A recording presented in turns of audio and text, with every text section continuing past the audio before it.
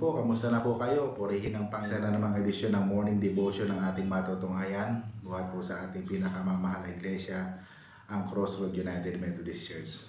Ang aking pong ibabahagi sa umagang ito ay makikita natin sa Jeremias chapter 5 verse 23. Ganito ang sinasabi, ngunit ang bayang ito ay may suwail at mapanghimagsik na puso. Sila'y tumalikod at lumayo. Ang title po ng ating morning devotion sa umagang ito ay Matigas ang Ulo. Matigas ang ulo ng isang tao kapag paulit-ulit niyang ginagawa ang isang bagay na alam niyang walang ibubungang mabuti at maaari magdala sa kanya sa kapahamakan. Ano ang damdamin ng Diyos sa mga taong matitigas ang ulo? Una, hindi nalulugod ang Diyos sa mga taong matitigas ang ulo. Hindi nalulugod ang Diyos sa mapaghimagsik, mga pasaway at lumalabag sa kanyang mga utos. Hindi siya nalulugod sa mga tumatalikod, lumalayo, at hindi marunong magparangal sa kanya. Pangalawa, pinahihinto ng Diyos ang kanyang blessing sa mga matitigas ang ulo. Bagamat nararanasan kapwa ng mabuti at masama ang pagbuhos ng ulan at pagsikat ng araw, gayunman ang buhos ng pagpapala ay patuloy sa mga taong matuwid, ngunit humihinto ang daloy ng pagpapala sa mga masasama.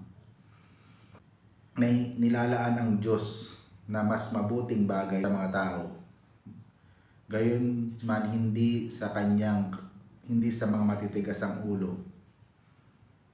Kung hindi niya ito nakakamtan sapagkat hinahadlangan iyon ng kanilang mga kasalanan.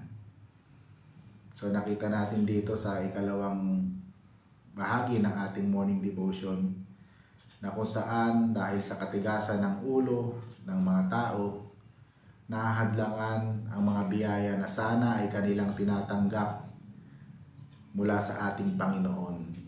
At yung pangatlo, mahal ng Diyos ang matitigas ang ulo at may nakalaan siyang kapatawaran sa mga nagbabalik loob sa Kanya. So sa kabila na ang tao ay patuloy na nagmamatigas ang kanilang ulo, hindi nagsasawa, hindi nagbabago ang pagmamahal ng Panginoon. Patuloy pa rin silang inaabot o patuloy pa rin tayong inaabot ng Panginoon at nakahanda ang Diyos na tayo ay patuloy nakatagpuin sa kabila ng katigasan ng ating mga ulo. Kung hindi mahal ng Diyos ang taong matigas ang ulo, hindi na niya pinagkabalahan pa ng pagmamahal at pagsabihan siya. Ngunit dahil sa kanyang pag-ibig, nakahanda siyang patawarin ang sinumang ikilalanin ang kanilang kasalanan at manunumbalik sa kanya.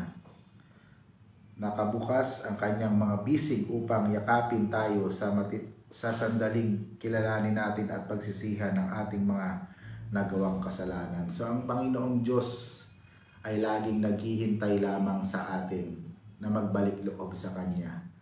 Kaya samantalahin natin yung pagkakataon habang may panahon pa, sapagkat kapag dumating na ang Panginoon o kapag inabutan na tayo ng kamatayan, huli na ang lahat.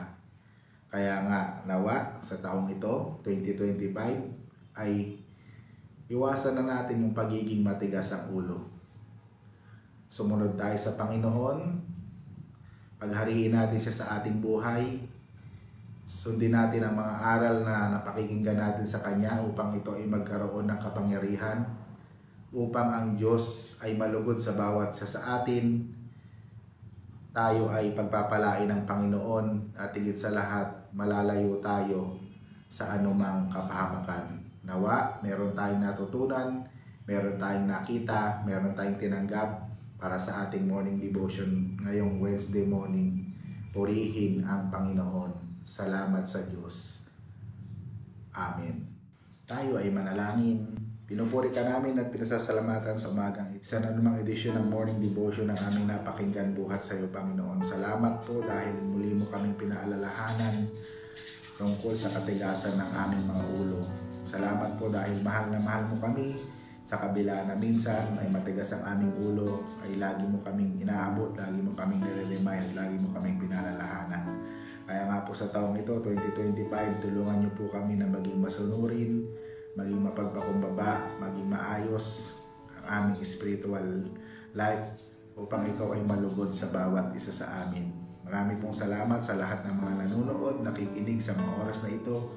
Anuman po ang panalangin ng kanilang mga puso, bigyan niyo po ng katuparan upang patuloy nilang maramdaman, makita ang iyong kapahayagan sa kanilang mga buhay. Pinagpipray ko rin sa iyo mga kapatid namin na may mga karamdaman tulad ni Ate Esther Monterde, Teacher Ami, ang kanyang bagong silang na supling, ang kanyang anak. Tulungan niyo po sila, pagalingin niyo po sila. At ganoon din po ang mga kapatid namin na humihingi ng maayos at malakas na pangatawan, ipagkaloob niyo po sa kanila. Pinagpipray ko rin po sa iyo si Ate Nati sa kanyang pagbalik sa Norway, ingatan at nawa makarating siya doon ng safe at nasa kalagayan. Pinagpipray ko rin po sa iyo si Kuya Janjan, ang husband ni Teacher Riza, sa kanyang nagdaang kaarawan. Marami pong salamat sa kanyang buhay, pagpalain niyo po siya at nawa anuman po ang panalangin ng kanyang puso, ipatuloy niyo pong ipagkaloob sa kanya. Marami pong salamat, Panginoon. Patnubayan niyo po kami sa kabuuan ng araw na ito. Ito din po ang aming gawain sa Saturday. I proclaim bilang celebration ng Bible Month. Tulungan niyo po kami nawa maging successful ito. Bigyan niyo po kami ng magandang panahon.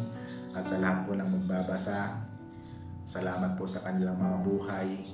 At ikaw ang patuloy nilang maranasan habang ito ay habang sila ay nakikibahagi sa napakagandang gawain ito. Pinagpipray ko rin po sa iyo ang nalalapit na pagpapagawa ng Crossroad United Methodist Church. Ang kanyang mga pangailangan, ipagkaloob niyo po. Salamat po sa lahat ng mga tumugon, sa mga pinadalhan namin ng letter. Pagbalain niyo po sila, dakilang Diyos. At sa mga papadalhan pa namin, ikaw po ang mangusap at mahayag sa kanilang mga buhay upang makibahagi po sila sa banal na gawain ito. Marami pong salamat, dakilang Diyos. Sa iyo kami patuloy na umaasa, nagtitiwala. Huwag niyo po kaming iiwan, huwag niyo po kaming pababayaan. Pinagpipray ko po sa iyo ang aming minamahal na bansa. Ilayin niyo po kami sa anong magandang pangyayari. Protektahan niyo po kami, Panginoon. At ganoon din po sa mga kaganapan sa iba't ibang panig ng mundo, na manatili ang kaayusan ng kapayapaan, ang pag-ibig na nagmumula sa iyo. Marami pong salamat, dakilang Diyos. Ito po ang aming panalangin sa matamis na pangalan ni Jesus na aming Panginoon. Amen. Yan, natapos na naman tayo sa isa namang edisyon ng Morning Devotion para sa umaga ito ng Wednesday. Purihin ang Panginoon at mamaya po ay wala muna tayong midweek service dahil ang mga workers ay pupunta po sa Central United Methodist Church para po sa isang gawain doon. Marami pong salamat. Ito po ang inyong lingkod, Pastor Moses. Lagi nagsasabing ang Diyos ay patuloy na mabuti, hindi lamang noon, ngayon, kundi maging sa darating na panahon.